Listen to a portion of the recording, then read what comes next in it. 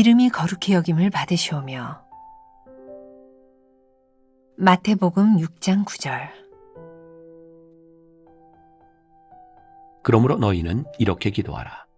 하늘에 계신 우리 아버지여, 이름이 거룩히 여김을 받으시오며. 제3계명은 구약과 신약에서 달리 적용됩니다. 구약의 법이 부정적 의미의 금지법이었다면 신약 시대에는 긍정적 의미의 실천법으로 새로 읽힙니다. 예수님은 주기도문을 통해 하나님의 이름이 거룩히 여김을 받도록 살라고 명하십니다. 나의 삶에서 하나님의 이름이 인정되도록 살라는 것입니다. 이는 하나님의 능력이 구체적으로 드러나는 삶, 그 능력을 체험하는 삶을 살라는 뜻입니다. 축복의 히브리어 바라크는 무릎을 꿇다라는 의미입니다. 즉 하나님을 향한 존경, 등을 굽히거나 절하는 것을 가리킵니다. 결국 축복은 하나님을 인정하며 주께 나와 자복하고 순복하는 것입니다. 하나님의 이름 앞에 무릎 꿇는 것이 복된 삶입니다. 모든 삶에서 여호와 하나님의 주권을 인정하십시오. 하나님의 이름이 내 삶의 전 영역에 드러나게 하십시오. 이를 통해 일상적인 모든 일에 하나님의 능력과 복이 임하게 됩니다. 평범한 일상이 특별하게 변하고 거룩한 하나님 나라로 끌어올려지게 됩니다. 삶의 모든 영역이 합력하여 선을 이루게 됩니다. 우리는 아직 다 살지 않았고 인생은 여전히 진행 중입니다. 인생을 끊어서 보면 비극이고 나락을 경험하는 것 같아도 우리 인생은 모두 주님의 뜻 안에 있습니다. 우리의 과거, 현재, 미래를 아시는 하나님은 이미 그 선하신 뜻을 작정해 놓으셨습니다. 하나님의 이름을 거룩히 여기는 자들은 조바심을 내지 않습니다. 하나님의 이름에 능력이 있음을 믿기 때문입니다. 두려워하지 말라. 내가 너와 함께함이라. 놀라지 말라. 나는 네 하나님이 됨이라. 내가 너를 굳세게 하리라. 참으로 너를 도와주리라. 참으로 나의 의로운 오른손으로 너를 붙들리라.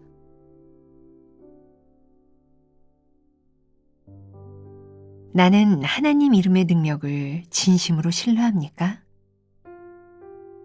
평범한 일상에도 하나님의 이름을 선포하며 드러냅니까?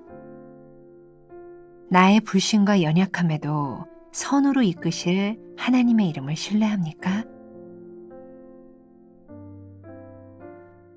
오늘은 2월 11일입니다. 여호와의 이름을 망령되이 일컫지 말라. 이제 세 번째 말씀을 함께 묵상합니다. 자, 기억을 조금 더듬어서 첫 번째, 우리는 하나님의 이름이 어떤 의미와 어떤 권위를 가지고 있는지를 그제 함께 나누었고요. 어제는 그 이름을 망령되이 일컫는 것이 어떤 것인가를 배웠고, 오늘은 그 이름을 거룩히 여겨야 된다라고 하는 말씀으로 결론을 지으려고 합니다. 자, 신약과 구약을 보면 명백한 차이점이 드러나는 것을 보게 되죠. 구약의 법들은 대개 금지하는 법들입니다. 이렇게 하지 말아라, 이렇게 하지 말아라. 여호와의 이름을 망령되이 일컫지 말아라. 그런데 신약의 법은 금지법이 아니라 실천법이라고 생각하는 게 좋을 것 같아요. 이렇게 해라, 이렇게 해라. 그래서 여호와의 이름을 망령되이 일컫지 말아라 라고 하는 이 말씀의 완성은 여호와의 이름이 어떻게 하면 거룩히 여김을 받을 수 있는가, 이렇게 해라, 이렇게 적용이 되어야 될 것 같아요. 자, 여러분들 묵상집에 보면 제3계명은 구약과 신약에서 달리 적용됩니다. 바로 지금 제가 여기한 그런 의미이겠죠. 그러니까 실천법. 내가 어떤 삶을 살면, 하나님 앞에 어떤 삶을 드리면 하나님의 이름이 거룩히 여김을 받으실 수 있을까요? 여러분들에게 책을 하나 권하고 싶은 게 있는데 어렵지 않은 책입니다. 로렌스 형제의 하나님의 임재 연습이라는 책이 있습니다. 많이 들어보셨을까요? 유명한 영성가이기도 하죠. 로렌스 형제는 그가 수도원에 들어갔을 때 어떤 고귀한 직책을 맡고 있는 사람이 아니었어요. 그는 주방에서 밥을 짓는 사람이었죠. 근데 많은 사람이 이 로렌스 형제의 영성에 감동을 받고 로렌스 형제는 많은 영향력을 끼치는 사람이 되었죠. 로렌스 형제의 영향력, 그의 영성은 그가 수도사들을 위하여 밥을 짓는 그 일을 거룩하게 여겼다는 거예요. 밥을 짓는 그의 일 가운데 하나님의 임재를 경험했다는 거예요. 그래서 하나님의 임재를 경험하는 그를 통하여 많은 사람들이 영성, 하나님을 섬긴다는 것이 어떤 것인지를 깨닫게 되죠. 여호와의 이름을 거룩히 여긴다라고 하는 것은 우리들의 삶의 한가운데서 하나님의 임재 그리고 하나님의 이름을 드러내는 것이죠. 오늘 우리들에게 굉장히 도전이 되는 말씀일 것 같아요. 우리가 살아가는 삶의 자리 한가운데서 여호와의 이름이 거룩히 여김을 받는다고 하는 것은 어떤 일일까? 저는 목회자니까 제가 목회의 여정, 목회의 삶 속에서 내가 어떻게 살아가고 어떤 말을 하고 어떤 결정을 하는 것이 여호와의 이름이 거룩히 여김을 받으시는 일일까? 여러분들이 오늘 하루 장사를 하는 사람이라면, 어떤 비즈니스에 결정을 내려야 되는 사람이라면 여러분들의 삶에 어떤 행위들이 이런 일을 결정했을 때 여호와의 이름이 거룩히 여김을 받겠구나. 그것이 어떤 것일까요? 자, 여기에 이어져서 이제 두 번째 문단에 보면 축복의 히브리어 바라크는 무릎을 꿇는다라는 의미입니다. 자, 바라크, 하나님 앞에 무릎을 꿇는다. 그게 축복이에요. 무릎을 꿇어요. 여호와의 이름을 존귀하게 여기기 위하여 무릎을 꿇을 때에 그게 축복이다. 자, 여러분들에게 그런 믿음이 있으신가요? 나에게 이런 믿음이 있는가? 내 인생의 가장 큰 축복이 여호와의 이름 앞에 무릎을 꿇는 것, 여호와의 이름이 존귀하게 드러나는 것, 그것이 나에게 축복이구나 라는 믿음이 우리들에게 있는가?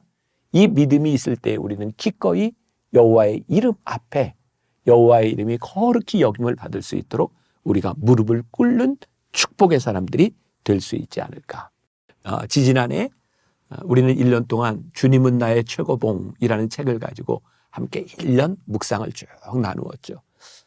제가 오스왈드 챔버스의 주님은 나의 최고봉 묵상을 나누면서 제 속에 들어왔던 가장 중요한 단어는 순종이었어요. 순종.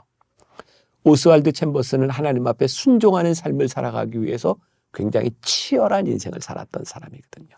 그 순종이 뭐예요? 하나님의 발 앞에 무릎을 꿇는 일이었어요.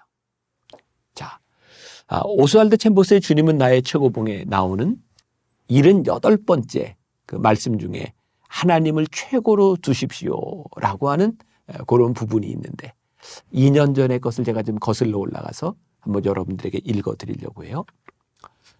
공생애를 지내시는 동안 예수님의 가장 간절한 기도는 아버지의 뜻을 따라 자신을 드리는 것이었습니다. 마찬가지로 우리도 삶의 최고 관심을 하나님과의 관계에 두는 것입니다. 하나님과의 관계가 우리 삶에서 최고로 중요한 것이 될 때 나머지 사소한 것들을 버릴 수 있습니다. 답은 하나님을 정말로 우리 인생의 최고의 위치에 놓는 것입니다. 챔버스가 가지고 있었던 신앙의 정수는 하나님을 하나님으로 온전히 인정하는 것이었습니다. 굉장히 중요한 말이죠. 하나님을 우리의 인생의 최고로 둘 때 나머지 것들을 우리들이 버릴 수 있는 것입니다. 하나님 앞에 우리들이 무릎을 꿇고 경배할 때 그 나머지 것들을 다 우리들이 제쳐 놓을 수 있는 거예요. 이게 여호와의 이름이 거룩히 여기심을 받는 것이다 라고 말하고 있는 것이죠. 자, 세 번째 문단에 우리는 아직 다 살지 않았고 인생은 여전히 진행 중입니다. 뜬금없이 무슨 이야기일까요? 우리의 인생을 보면 그 순간순간 굉장히 비극적인 일도 있고 즐거운 일, 여러 가지 일들이 우리들의 삶에 있어요. 하나님 앞에 우리들이 무릎을 꿇고 그분의 이름을 존귀히 여긴다고 하는 그 의미는 지금 우리들이 살고 있는 이 삶, 지금 일어나고 있는 이 일이 다가 아니야. 여전히 하나님은 내 인생의 주인이셔. 하나님이 내 인생을 이끌어가고 계셔. 그러니 나는 하나님의 이름 앞에 무릎을 꿇고 내 삶을 하나님께 맡기고 드릴 수 있어. 여호와의 이름을 존귀하게 거룩하게 여기는 사람은 우리들에게 일어나는 일, 우리들의 삶에 너무 조바심을 가지지 않아요. 왜? 거룩하신 주의 이름이 나를 붙들어 주실 테니까. 오늘 이 말씀은 여러분들의 삶에 어떤 형태로든 어떤 일로든 조바심을 가지고 때로는 원망을 하고 내 인생을 후회하며 살아가는 우리들에게 굉장히 강력한 메시지를 주고 있어요. 우리들이 여호와의 이름 앞에 무릎을 꿇을 때 내 인생은 아직 끝나지 않았고 하나님이 붙들어줄 인생을 기대하는 마음과 소망을 가지고 우리들이 무릎을 꿇는 거예요. 존귀하신 하나님의 이름 앞에 우리들이 무릎을 꿇을 때 하나님의 이름이 거룩히 여김을 받으실 때 우리를 거룩한 곳으로 인도하여 가실 것을 우리들이 믿기 때문이죠. 그러니까 여호와의 이름을 거룩히 여긴다라고 하는 이 말, 이것은 우리의 믿음의 핵심적인 부분을 터치하고 있는 거죠. 자, 여러분들 묵상집에 이사야 41장 10절 말씀이 나와 있어요. 제가 다시 한번 읽어드려요. 두려워하지 말라. 내가 너와 함께함이라. 놀라지 말라. 나는 내 하나님이 됨이라. 내가 너를 굳세게 하리라. 참으로 너를 도와주리라. 참으로 나의 의로운 오른손으로 너를 붙들리라. 이 하나님의 이름 앞에 우리들이 무릎을 꿇는 거야. 바라크. 이 하나님의 이름 앞에 우리들이 무릎을 꿇을 때에 우리의 인생이 축복된 삶이 되는 것이죠. 제가 설교 시간에 종종 이런 말을 합니다. 우리의 인생을 바라보는 두 가지 시각이 있다. 하나는 우리들의 삶에 일어나는 사건을 가지고 사건 중심으로 내 인생을 보는 사람이 있고, 우리를 부르신 하나님께서 우리의 인생을 이끌어 가시는 큰 우리 인생의 여정 가운데 과정 중심의 삶을 살아가는 사람이 있다. 이게 무슨 의미예요? 사건 중심의 삶을 살아가는 사람은 그 사건 때문에 늘 일희일비해요. 그러나 우리의 인생의 전체의 과정을 인도하시는 하나님의 섭리를 믿고 살아가는 사람은 지금 우리들의 삶에 어떤 일이 일어나고 있는지 우리들이 이해할 수 없는 상황 가운데서도 우리들은 하나님 앞에 무릎을 꿇어요. 존귀하신 하나님의 이름 앞에 우리들이 무릎을 꿇어요. 내가 이 상황을 다 이해하지 못하지만, 이 상황이 내가 원하는 것이 아니었지만 하나님께서 이끌어 가시는 내 인생 가운데서 하나님이 내 삶의 주인이 되심을 내가 믿기 때문에 이 순간에 내가 무릎을 꿇습니다. 바라크. 그게 우리들에게 축복인 것이죠. 오늘 여호와의 이름이 거룩히 여김을 받도록 여러분들이 하나님 앞에 무릎을 꿇을 때에 그 인생이 복된 인생임을 믿으며 하나님 앞에 순종의 삶을 살아가기 위하여 우리들이 치열하게 싸우고 승리하는 여러분들이 되시기를 주님의 이름으로 간절히 축원합니다. 기도하겠습니다. 여호와의 이름이 존귀하게 되는 것, 그것이 우리의 인생의 축복임을 믿습니다. 하나님의 이름 앞에 우리들이 무릎을 꿇는 것, 그것이 축복임을 믿습니다. 하나님이 우리를 이끌어 가시는 그 인생이 우리들의 삶에 복된 것임을 믿습니다. 오늘 우리들의 삶의 한가운데서 여호와의 이름이 존귀하게 드러나게 하여 주옵소서. 예수님의 이름으로 기도했습니다. 아멘.